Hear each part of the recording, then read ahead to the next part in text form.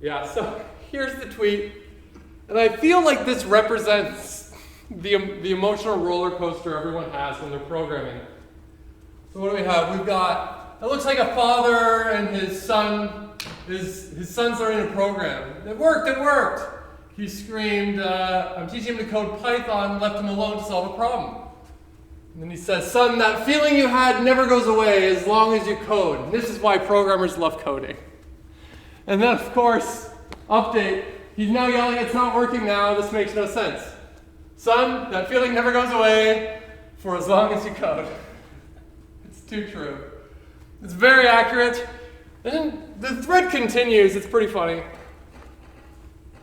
What do we got? Look, I got it working. The roller coaster of emotions. The computer's broken. He's already a senior software engineer. He's blaming the computer for syntax errors. Yeah, that's a good one. You'll have that. Raise your hand if you've kind of experienced that roller coaster so far. Of course you have. That makes you remarkably typical in the best way possible. Anyways, that's it for the joke. Any questions before we get going today? Nothing? Everyone's A-okay? Okie dokie? What? Oh, okay. So, this right here, code like this is very typical. For I in range with the length of some collection. And I guess my list there A, B, C, D.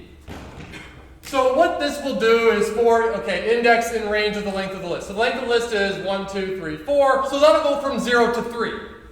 And then index will correspond to the index. So if we print out index along with list at index, we get something like that.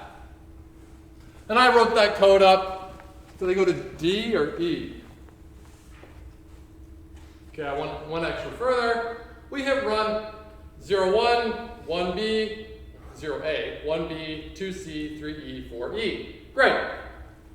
Shouldn't be mind-blowing. This is what we would expect.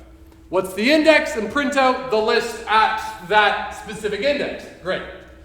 But that code is so common, and programmers are so lazy that they created a little shorthand for it, and that's enumerate. And when you put the collection, within that enumerates parentheses, it'll actually give you two things. It'll automatically give you the index and the thing inside the list. So it's pretty handy, especially because, let me go back here and show you this real quick. Yep. Imagine for a moment I did for thing in a list. Print thing. If I hit run on that, ignore the second bit, we only get the contents of the list. I don't know the indices. But if I do it with I know the index and the thing. That's great. But sometimes we want that and we want to be super lazy, so we just use enumerate. If we want to get fancy, enumerate gives us a whole bunch of tuples, fancy word for pairs, and that's why we have two variable names there, I and I put C. Those can be whatever we want, they're just variable names. I for index, C for contents, I guess. And let's see what I have there. I've got print out I, print out a list at location I, at index I, and also print out C. So take a moment, look at this code, 10 seconds, and try to think, well, what would the output be? What should I expect the output to look like?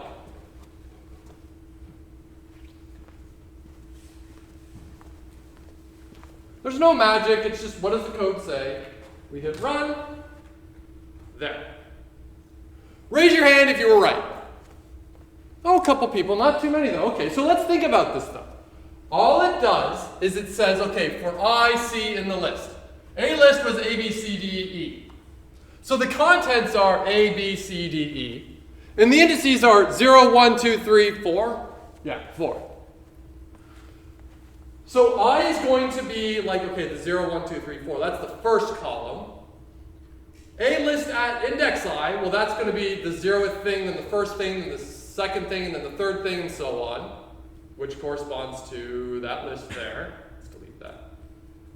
And then C also corresponds to the contents. So I'm basically getting the contents two ways. Once with the variable c, that's holding on to what's inside that list, and also the fact that I'm indexing that list with I. Now you might say, why would you ever want to have like print out I, a listed I, and c? That seems silly. Well, yeah, I'm just showing it for demonstration purposes so you know how this works. So there you go. If you like this, use enumerate. If you don't like it, great, whatever. You can carry on using like I and range length of the list. That's fine. It doesn't really matter. It's just a shorthand. Use whichever you like. Okay, so we are running into a bit of a problem. I shouldn't say problem. Into a sticky situation. Remember, when we had something like a list, we did not ever make a copy of the list. We would make copies of the pointers to the lists. But that ultimately meant we would have two variable names that would get us to the exact same single one list in the computer. So, what happens if I pass a list to a function? Because if I pass a list to a function, and then inside the function, the list is referred to by the parameter name, what's going to happen? So take a moment and think. There's no trick here. There's no magic going on. What are the rules? But let's take a moment and think. We can do this together. Side effects. So let's say I have these two functions here.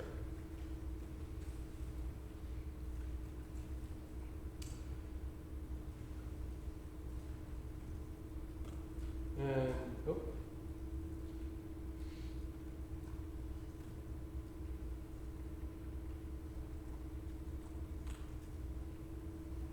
just make these indents a little nicer. I guess I'll get rid of this.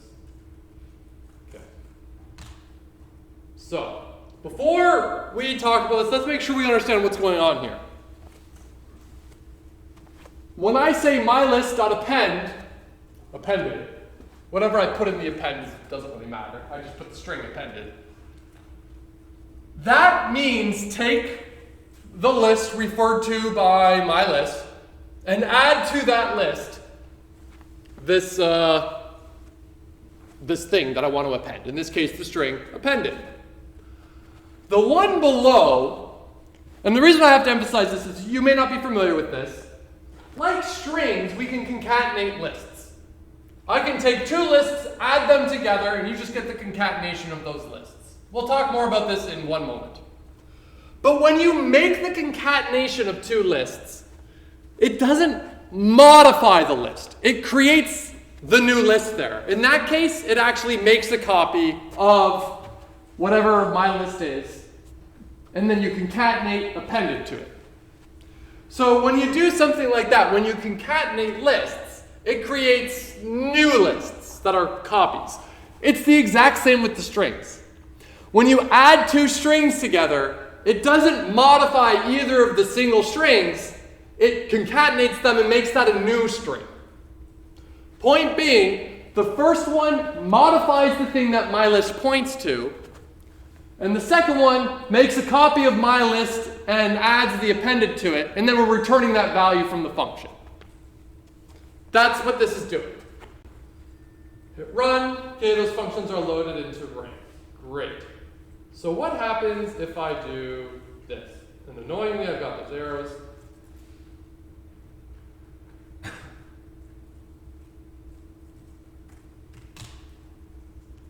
We appended to it. Basically exactly how I explained. So clearly we know the answer to the previous question, which was, what happens if you give a list to a function and the function's parameter refers to that one thing? It's still an alias. The parameter's name. So A is a variable that's a pointer to the list 1, 2, 3, 4. Great. But when we give it to the function add to list, the function's parameter, my list, became also a pointer to that one single list in RAM. So we had something outside of the function referring to this list, and then we had something in the function returning to that list.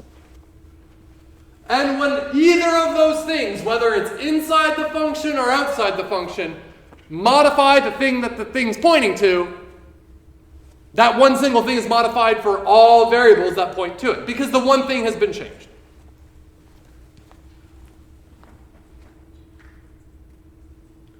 If we do the second one, you know what? Add to list 2. There, I'm changing it to add to list 2. Now look. The list never changed. I never modified the list that A pointed us to, because we made the copy of it by how the concatenation works with lists. So we can see that it was left alone. But of course, we know that this function actually returns a value. Why? Well, because there's the return there. Hit run again.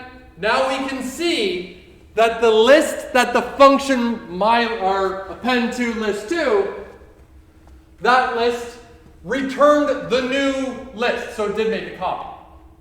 Great. The point of all this is that you gotta be careful. The number, if you carry on and you become programmers, the number of times these side effects and reference value, all that stuff is going to come up and bite you, it's going to be a lot. These bugs are so common. I get these bugs all the time. The point of this discussion, though, is that when you hit run and you see, like in the first example,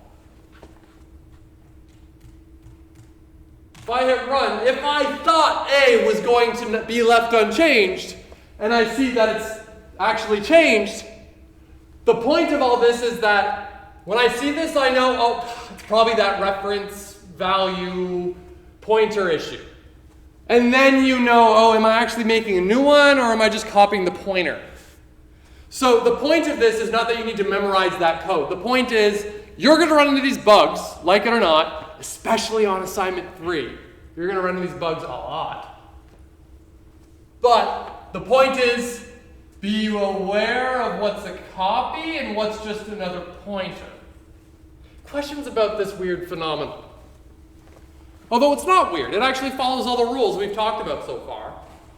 But it does seem funny, right? So we got to be careful.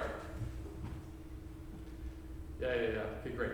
So we use the word pure function when a function doesn't modify anything outside of itself. Functions mathematically are supposed to only, they take a value and maybe they do something with it and they map it onto another value or something. It gets input, output, and that's it. The functions are nice, independent, and clean.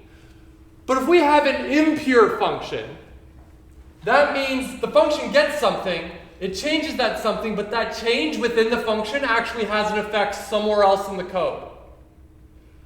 And then we get the output, great. That we call an impure function.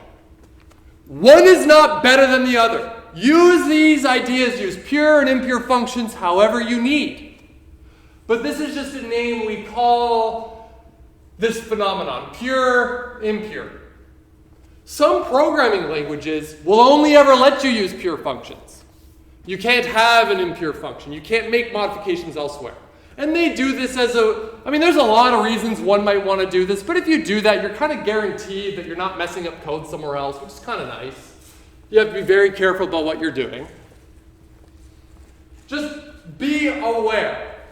I just said what a potential advantage is. But at the end of the day, my point here too is you don't have to worry about being pure if you don't want to. In fact, you might very well deliberately want to have a function that modifies things somewhere else. That's fine. Go ahead. All I'm saying is that be mindful that it's a thing. And it comes up so often that we had to give it special names. Any questions about lists so far before we move on to lists part B? Yes? What's like a good example of a pure function? Well,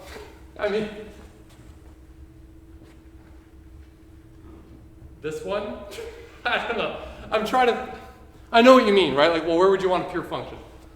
A lot of places, but I can't think of a really good example off the top of my head. But these two right here are examples. The top one is impure. The bottom one is pure because it's not actually modifying my list or the thing that my list is pointing to. Because my list is pointing to the same thing that A pointed to, but then I made a copy of it and I left the thing that my list pointed to alone. It's a contrived example, I know, but a lot of the stuff that we learn and I talk about, it's going to be this abstract idea until you encounter it. But that's why things like the labs and the assignments are important, because then you actually get a chance to encounter the things we're talking about. So, yeah. Other questions? Good question though, because I don't even have a good answer other than these silly examples. Other questions? Okay, we're just going to blitz through some list trivia. Okay. If we actually already answered this at the beginning of when we started talking about lists. Can we put lists inside lists? Well, let's try.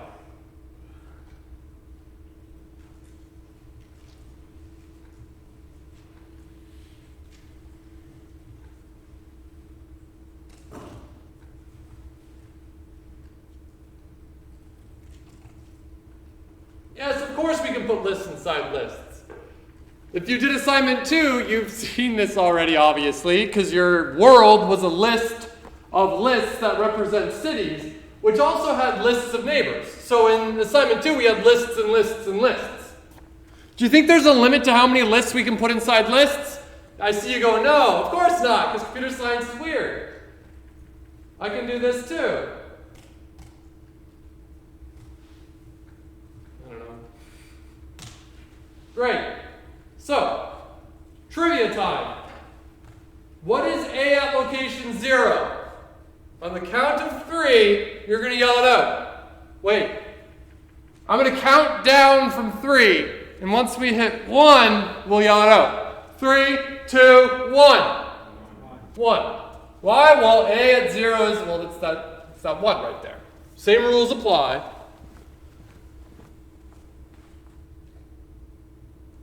We make this a 1, we get the 2, we make it a 3, we get the 4, we make it the 4, well, we get this whole list. That list at location 4, index 4, is that whole thing right there. And well, how do we index a list? Well, here's the thing. A at 4 is a list. How do we index lists? Easy, you just index lists. 4 at 0. Okay, so 0, 1, 2, 3, 4 at location 0. Well, that's just the 1 again. Great. What is 4 at 0, 1, 2, 3? Well, it's a list. I mean, it's a list with only one thing in it, but I can still index this list. When I hit run, what should we see printed out? Be warned that the previous run, I haven't hit run yet. The previous result there is based on A at 4 at 3. But what is A at 4 at 3? Who can tell me? What is it? Not a trick question.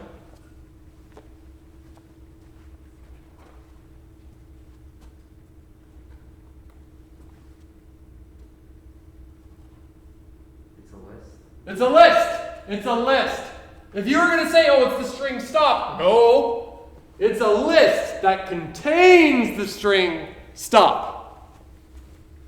So when I hit run, that list at location 0 is the string stop. Ooh, let's have some fun now.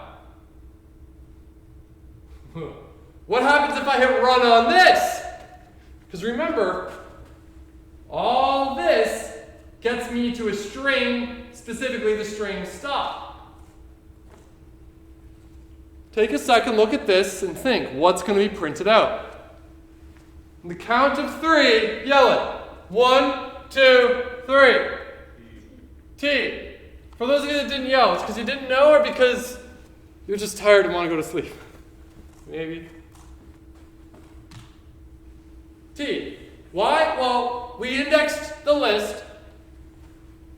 Then there was another list that we indexed. Then there was another list that we indexed. And then there was a string that we indexed. There, great. We could do this forever and ever and ever for however many long lists we have. And as we saw, if we do something freaky like this,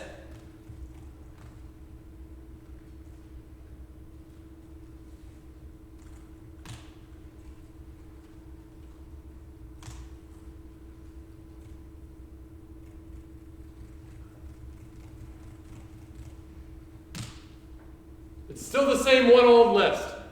Because we have, okay, big trivia. This one's a tricky one. You should know the answer, if not, though, you're normal.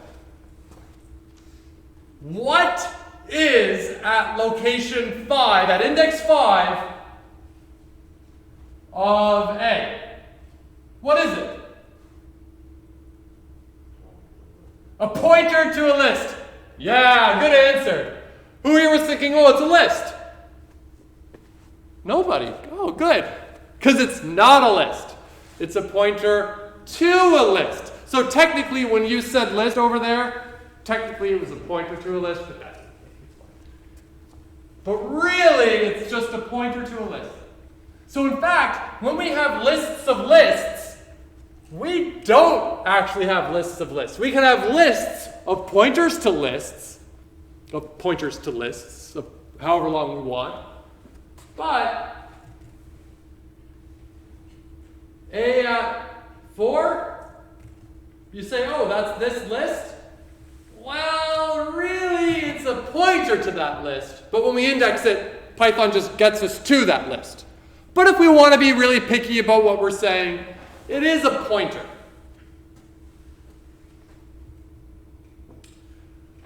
Other things, lists can be empty. We can ask the type of list. We can get the length of lists. We can use in lists. We can say, hey, is 4 in A? So that actually is just a shorthand for doing a linear search. Hey, is the number 4 in that collection? True, false? Now, mind you, if you're thinking, oh, why would I ever write a linear search when I can do that? Well, you're not wrong, but that just does the linear search for you. Like, it's got to go put its finger on everybody in that list and check if it's there or not.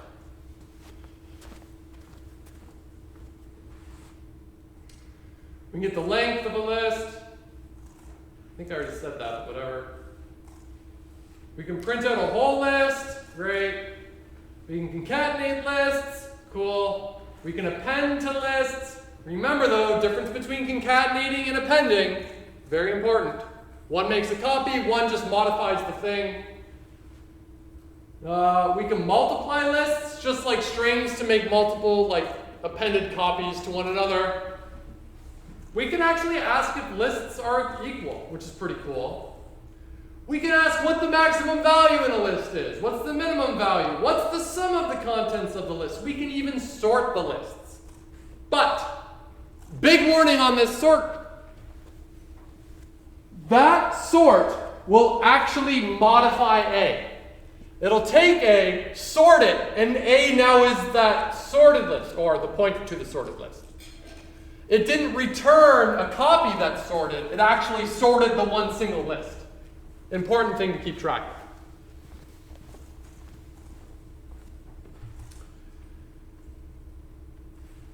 The big message of this class so far is, if you don't know what you can do, and you want to find out what you can do, the best thing you can do is just poke around. Load up Colab, try things. Did it work? Did it not work?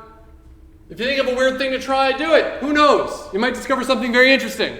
Best way to learn this stuff is to just try. Okay, so let's take a step back and think about the algorithms above. If I asked you, don't think about the code, think about like pseudocode. What is the set of instructions you would give to someone who's never done this before? If I said, tell me the sum of the contents of the list, what would you do? Take a moment and think about this. Talk to your neighbors. Explain the steps involved such that they could listen to your steps and maybe turn that into code. But think of like the atomic steps you need to do. Do that. Take a minute, think about it. And then once you're done, just think about it and then work through these questions. Think about it. I'll give you a couple minutes for this.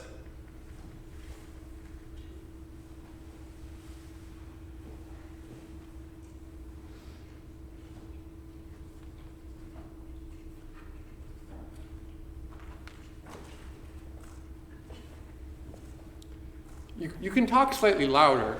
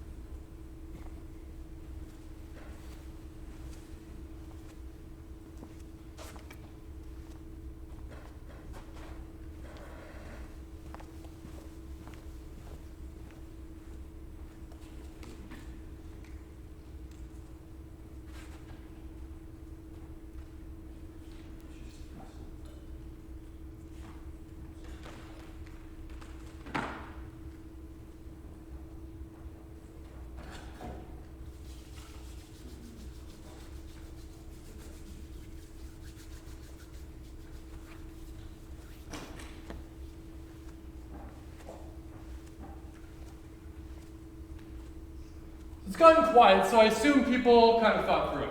So I'm guessing you said something like this. Well, start at the beginning of the list. Maybe have some sort of like running total variable. Look at each thing in the list and add the contents to the running total. And then once you finish going through that list, you're done. Great. Raise your hand if you're like, yeah, that's basically what I had. Yeah, good. Because that's how I would do it. But here's the thing. We didn't have to write that code because we just saw an example of how that works. I can say, oh, what's the sum of the contents of A? If we look at A, well, I don't know which version of A it was. Oh, I guess it was 1, 4, 6, 2, 4, 6, I don't know. 1, 4, 6, 2, 4, 6. I guess if you add that up, you get 23. So we didn't have to write it. Great. That's awesome. Don't write stuff if you don't have to. Unless you're told to. But Python doesn't magically know how to sum things. If I go to a computer and say, add this up, the computer's going to go, you have to give it the instructions. The computer's done. You have to tell it how to do it. Fortunately, someone wrote that function for us. Somebody wrote sum for us, so we don't have to write it. But if we go look at the code for sum, who wants to guess whether or not the code that exists for sum is going to look pretty darn similar to what we just talked about? Create like a running total, look at each thing in the list, add it to the running total, and once we finish, we have the result. Great. Of course it's going to look like that. Of course. Just because it's written and you can call the function doesn't mean that the code to do the thing isn't running. That's an important thing to remember. Because when we talk about how much work a computer's doing, we have to know what all the functions we're calling, what they do, how much work those are doing, you know? And we're going to talk a lot more about how much work the computer's doing as we go, but that's an important thing to remember. So we could write that function pretty easily. We have all the tools in the tool belt. It's going to actually be very similar to a linear search, except instead of looking for a thing, we're just going to keep going and taking the contents and add it to a running total. So let's quickly write this code. I'm going to do it. We do it together.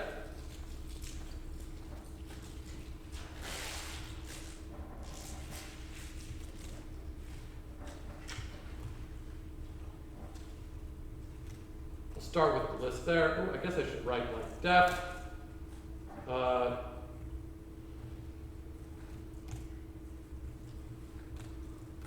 So here's my function. I'm going to create a variable called like start the running total, and I'll start it at 0 because that makes sense, right? When I haven't looked at anything, the running total is still 0. Cool. Why? Because that's how math works. So I want to go through each thing in the list. I have a lot of options here. I could use the for loop, I could use a while loop, I could use enumerate, I could use the indices to index the list, I can just get the contents with the for loop. There's a lot of options. I think the best option in this case, because I don't care about I don't care about the indices, I suppose. So I could just use a for loop. There. For every value in a list, running total equals running, you know what, I'm lazy, plus equals value. Then down here, running total. There.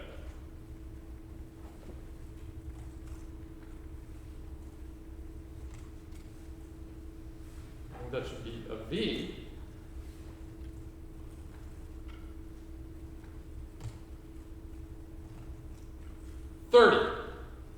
I guess it just so happens that that adds up to 30. Great.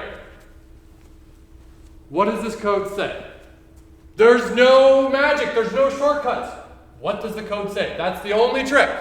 Running total equals 0 for each value in the list. So we start at 3. What's running total plus 3?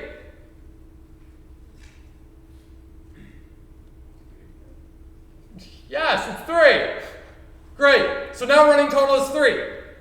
We go back up to the next value. What is running total plus 1?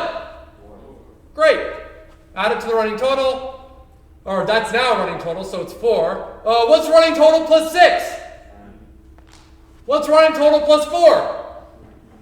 What's running total plus 2? We're down to one person that knows arithmetic. Okay. What's running total plus 5?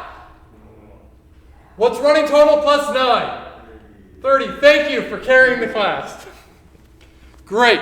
How long is that list? 1, 2, 3, 4, 5, 6, 7. 7. How many times did that loop run? Yell it. 7. 7, of course. Why? There's 7 things. What if that loop, or pardon me, what if the list was 10 long? How many times would that loop run? What if it was 1 billion long? How many times? The amount of work this function does grows just like the size of the list. As the size of our input grows, the amount of work this function has to do grows. In fact, if we double the length of the list, how much more work do we have to do? Double the work. That's a very important idea. Yeah? Can you get it to check for lists inside the list? There's a lot of things we can do, but let's say in this nice cushiony world that the user that's using this function is going to be good and only give it a single list with only integers in it or something. And then with the sum, does that only work with integers? It'll work with floats. Actually, you want to see a weird idea? What happens if I do like A, B, C, D, E, F, G. Something interesting is going to happen, but we have to remember, what does addition do to strings? That's this. Yeah. But knowing that, what's going to happen when I call this function?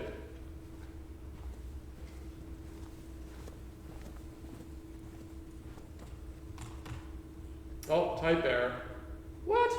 Running total plus equals. Maybe it doesn't. Yeah, it started at 0. It defined it as 0.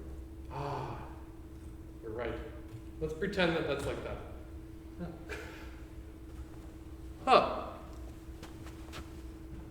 All it did was, this right here is something we call like string building. Let's think about this code. Take an empty string. What's an empty string? And when you append A to it, what do you get? The string A. Great. So now let's say the string A. What happens if you append the next thing, B, to it? Okay, you get AB. What if you append the next thing to that? ABC. And so on and so on and so on. String building, very handy. FYI, neat little thing that you can do.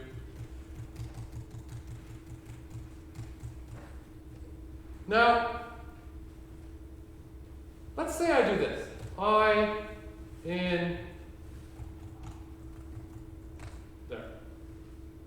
I need to do a list at I. Oops. Range. Always forget that. There. Still works, but now I'm getting the indices. Minor difference, minor change in what the code needs to do, but instead of having the value from the for loop coming out as the contents of the list, it's only the indices, and then I go and index the actual list to get the value at that index. Great, cool. Let's say I want to change this a bit. I showed you how to get the max, right, and the min. You could call the function max or the function minimum. But we could write that function too. I want to write some code that will tell me what the maximum value in some list is going to be. So what could this look like?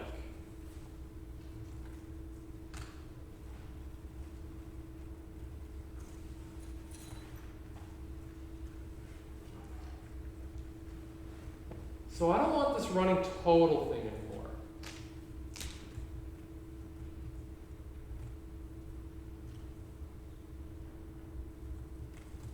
Great. So I now want to write a piece of code that will go through and find the maximum value of this list. How am I going to do this? Well, I feel like I'm going to have to go through and look at each thing in the list in order to find the max value. So we're going to need that loop, and I'll just use that index I there instead of the contents, and just we'll index the list a list. Great. So I'm going to need to go through and look at each thing in the list. But we have to ask ourselves, when I look at each thing in that list, what do I want to do? What's the question I'm asking? Okay, great. I look at the first thing in the list. If I'm looking for the maximum value, what do I have to ask when I look at each thing? Does anyone have any ideas?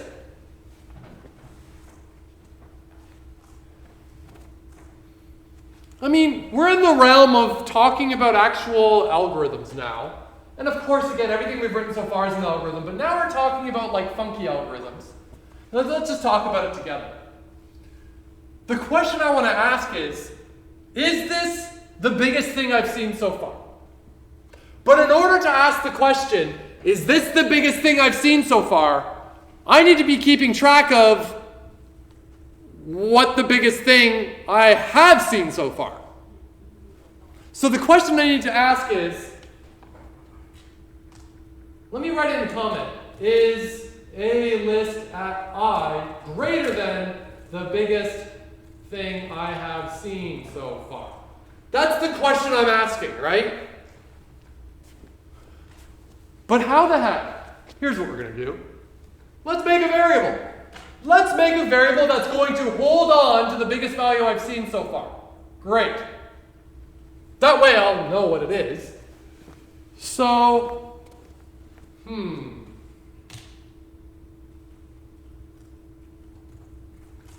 cur max. What should cur max start as?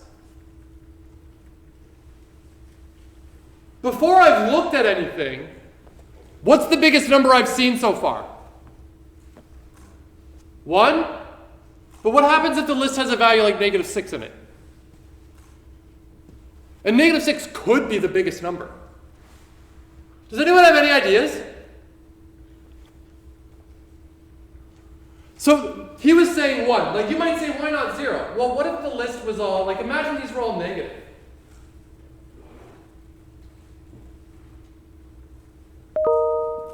The biggest number in there looks like it's -1.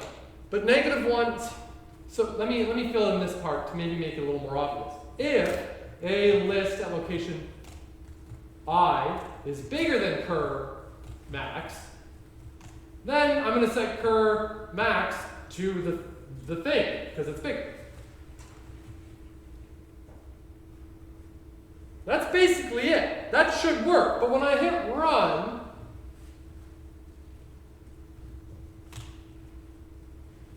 oh, I guess it's cur max. It's going to say 0, because we started at 0. I mean, if we go back here, and let's say we say, oh, we can assume all the values are going to be positive. Okay, great. Okay, great. That it works just fine. But the problem is if we have negative values. So there's a couple of solutions we can do here. The lazy one, which is probably what I would do, is say, and just cross our fingers that no one gives us a number smaller than that. Well, it's still going to be 9 if we put in the negatives.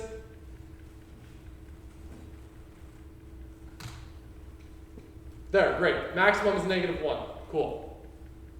Can anyone think of another solution? There's a whole bunch of different ways we can go about doing this. Did you have one? Or you're just moving a bit? How about this? Well, how about we do this? There. The current maximum is just, let's start with it being the very beginning value. Thing from index 0. Why? Well, because that would be the starting place. Now, in this particular situation, I guess I'm kind of doing, like I'm looking at I of 0 twice, right? Because the first question I'm going to ask is, okay, current max equals a list at 0, which is -3.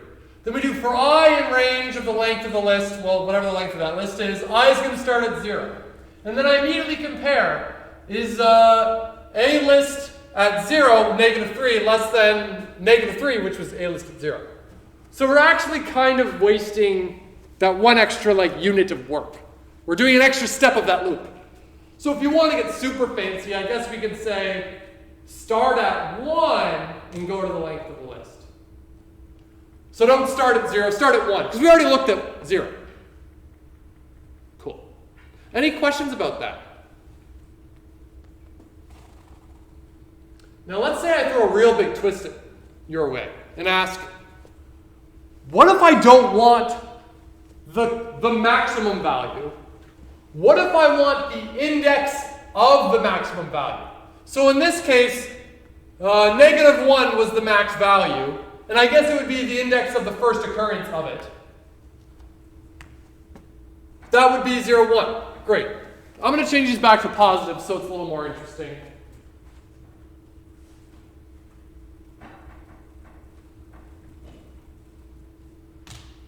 None. So I don't want to return 9 anymore. I want it to return 0, 1, 2, 3, 4, 5, 6 in this case. Anyone have any ideas?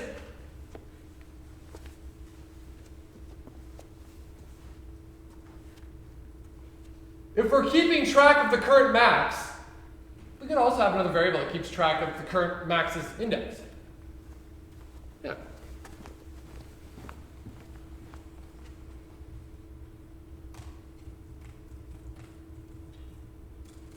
Maybe started at -1, I don't know. I guess it would be 1 in this, or pardon me.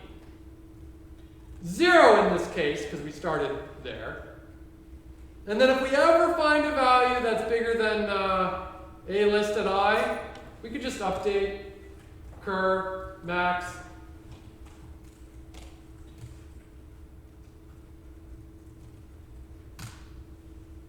Now we get the 6. Because as soon as we find a bigger number, we update what the biggest number we've seen so far is, and we update the index where I found it. Great. And if we want to get super fancy, we could get rid of this right here. Because I only needed that cur max to ask if it was bigger than the biggest thing I've seen so far. But I could just say this, like a list at location cur max index. Still works. Look at that, cutting out the middleman. Great. Now you'll see all of these functions that we were writing. Like imagine I asked, well, don't write a function, give me the max value. Write a function, give me the minimum value.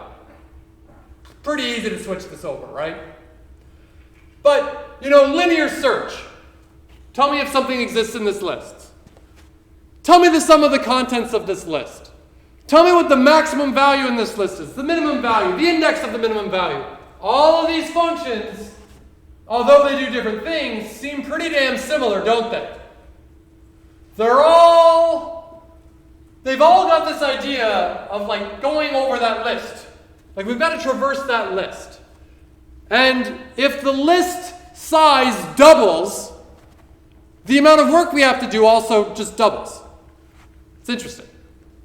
So we're looking at some algorithms here. We call these types of algorithms linear time algorithms. More on this a little bit later in the course. You'll also see that, like, okay, I was saying, oh, we're looking at our first, like, real algorithms. Again, everything we've looked at so far are real algorithms, but these are, like, standard, cool ones to look at. They're your, like, starting ones that we look at always in terms of, like, the first interesting algorithms. But you'll start to notice patterns, too, once you're coding. And identifying these patterns only really comes with the experience of programming. You do these examples and you start to say, hey, you know, they're very similar, aren't they? And you find these common patterns in coding, patterns in problem solving. And you're only going to find them through practice, practice, practice. And you're going to find a lot of algorithms as we go start to look very, very similar again. And we're going to see more algorithms that have this idea. Anyways, we'll wrap up there. I won't see you tomorrow, right? No class tomorrow. I'll send out an email so you all know there's no lecture tomorrow.